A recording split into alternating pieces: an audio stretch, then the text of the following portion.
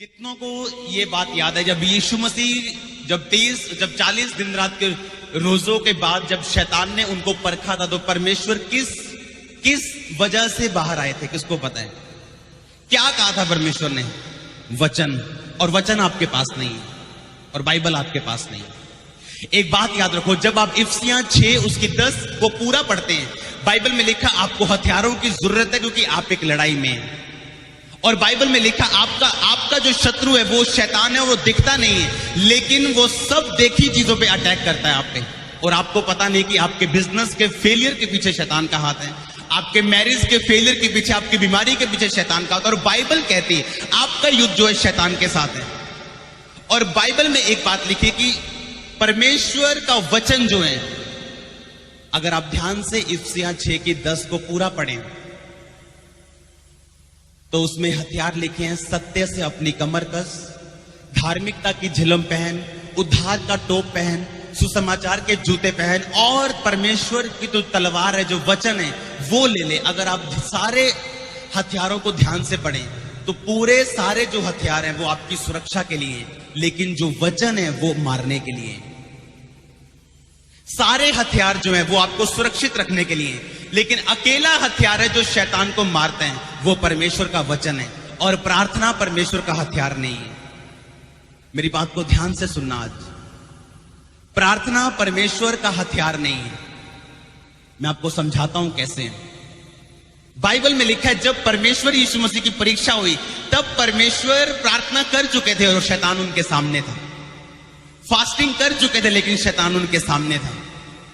लेकिन अब शैतान उनको परख रहा है कि अगर तू परमेश्वर का बेटा, इन पत्थरों को बोली रोटियां बन जाएगी। यीशु मसीह उस समय भूखे थे और परमेश्वर ने कहा, शैतान लिखा है इंसान केवल रोटी से नहीं परंतु परमेश्वर के वचन से जो उसके मुख से निकलता है वो जीवित रहेगा। आमीन। और अगर आप प्रार्थना को पढ़े ध्यान से तो हथियारों के बाद प्रार्थना का जिक्र आता है, और उसमें लिखा है कि हर वक्त आत्मा में प्रार्थना करते रहो। क्योंकि अगर आप शारीरिक हथियार पकड़ लें, मान लो आपके पास कोई भी हथियार जो शारीरिक है, अगर आपके पास शारीरिक ताकत नहीं है तो क्या आप हथियार चला सकते हैं?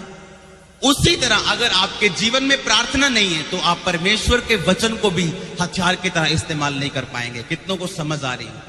प्रार्थना एक हथियार नहीं है, लेकिन प्रार्थना एक ताकत है जो हथियार को इस्तेमाल करने में जरूरी है। इसीलिए जब लोगों की परीक्षा होती है और शैतान उनको बीमारी के साथ परखते हैं, वो प्रार्थना करने के लिए बैठ जाते हैं, जबकि उनको ये पता होना चाहिए कि अब प्रार्थना करने से बात नहीं बनेगी, अब मुझे शैतान के खिलाफ परमेश्वर का वचन बोलना है। प्रॉब्लम ये है, अब विश्वासियों को ये नहीं पता कि प्रार्थना क्या करती है, उपवास क्या करता है और वचन क्या करता है। बाइबल ये बताती है उपवास किसी चीज को नहीं बदलता, उपवास केवल आपको बदलते हैं। वो आपकी आत्मा को इतना ट्यून कर देता है कि आप परमेश्वर की आवाज को सुन पाते हैं, और जब आप परमेश्वर की आवाज को सुनना शुरू कर देते हैं आपका छुटकारा आपके पास होता है। आमीन। और प्रार्थना प्रार्थना परमेश्वर के दिल और दिमाग को बदल सकती है। बाइबल में लिखा परमेश्वर ने सोच लिया कि मैं इजराइलियों को नाश करूंगा, और जैसे ही परमेश्वर ने सोचा, मूसा परमेश्वर के सामने खड़ा होकर बोलता है, परमेश्वर अगर तू इनको नाश करेगा तो मुझको नाश कर। और बाइबल में लिखा उसने स्ट्रॉन्ग प्रार्थना की। और बाइबल में लिखा जब यशाया 38 को पढ़ते हैं, लिखा हिजकिय्याह नाम का एक नबी बीमार हुआ और परमेश्वर ने कहा, हिजकिय्याह तेरी उम्र खत्म है, अपने घराने को आज्ञा दे दे, अपनी जो वसीयत है वो लिख दे, अब तेरी मौत आ चुकी है। और जैसे ही एक नबी उसको आके बताता है कि तेरी मौत आ चुकी है, पर तेरा टाइम पूरा हो चुका है, लिखा वो नबी, वो हिजकिय्याह जाके दीवार की ओर मुंह करके प्रार्थना करके प्रभु से कहता, परमेश्वर मैं तेरे सामने बड़े अच्छे तरीके से चलता आया हूं, लेकिन आज मुझे एक बात चाहिए कि मेरी जिंदगी को बढ़ा। और परमेश्वर ने उसी नबी को बोला, अभी वो रास्ते में वापस जा रहा था, परमेश्वर ने कहा अब दोबारा उसको जाके बोल कि तेरी उम्र को मैं 15 साल और बढ़ाता हूं। आमीन। सिर्फ प्रार्थना के कारण, प्रार्थना परमेश्वर की योजना को आपके जीवन में बदल सकती है। प्रार्थना परमेश्वर के माइंड को चेंज कर सकती है। उपवास आपको बदलता है कि आप परमेश्वर के साथ अपनी स्पिरिट को ट्यून कर सकें और परमेश्वर की आवाज को सुन सकें। और प्रार्थना परमेश्वर की योजना को चेंज करती है और वचन शैतान को हराता है। आमीन। अगर आप ध्यान से परमेश्वर के वचन को पढ़ें तो बाइबल में लिखा, जब आप इफिसियां 6 की 10 से पूरा पढ़ते हैं, लिखा हर वक्त आत्मा में प्रार्थना करते रहो और लोलीन रहो प्रार्थना में। अगर आप ध्यान से, कौन कौन इंग्लिश की बाइबल पढ़ते हैं? इंग्लिश की बाइबल पढ़ते हैं। प्रार्थना प्रार्थना उसमें लिखा है कि सप्लीकेशंस, कि अपनी प्रार्थना फुल सप्लीकेशंस के साथ परमेश्वर के सामने लेके जाओ।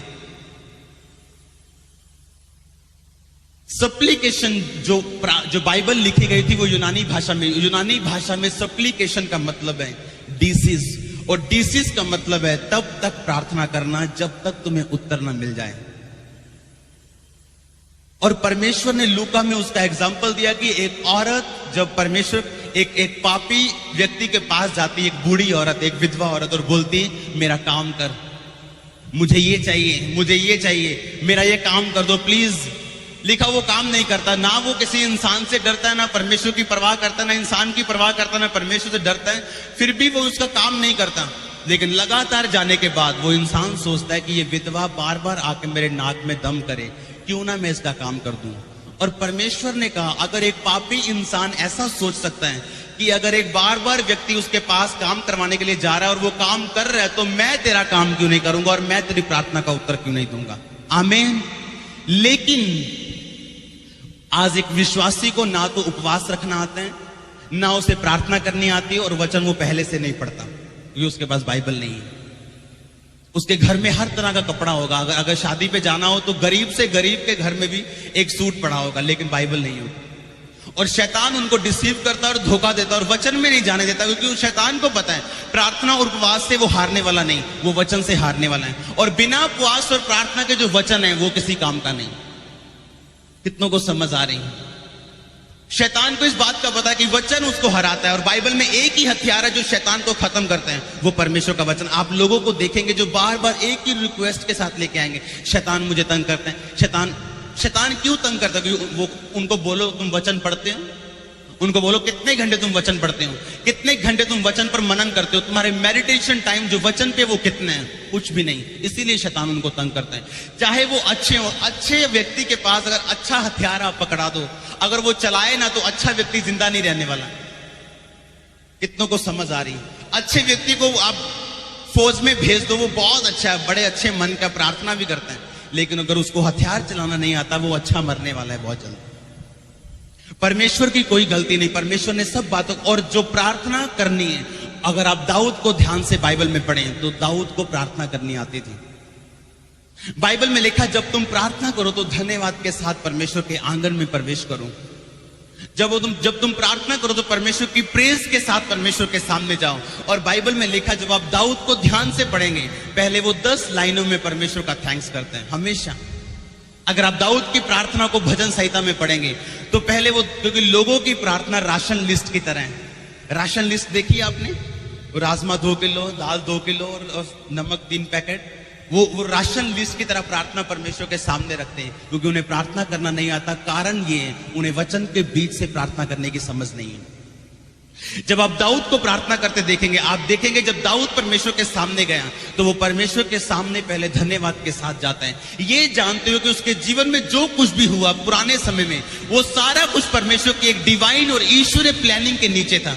हर बात के लिए परमेश्वर का थैंक्स करते हुए वो जाता है, और 10 बार थैंक्स करने के बाद फिर वो परमेश्वर से बोलता है, परमेश्वर मेरा ये काम कर, तूने इतने काम किए, अब ये भी मेरा काम कर। क्योंकि जब आप परमेश्वर के लिए 9 कामों के लिए परमेश्वर का थैंक्स करते जाएंगे, 10वां काम 100% आपके जीवन में पूरा होता आपको नजर आएगा। आमीन। लेकिन आज के विश्वासी को यह पता होना चाहिए कि उपवास और प्रार्थना और रोजा, और बाइबल में लिखा सबोपदेशक में जो डोरी 3 धागों से बनी होती है वो जल्दी नहीं टूटती। किसने पढ़ा है?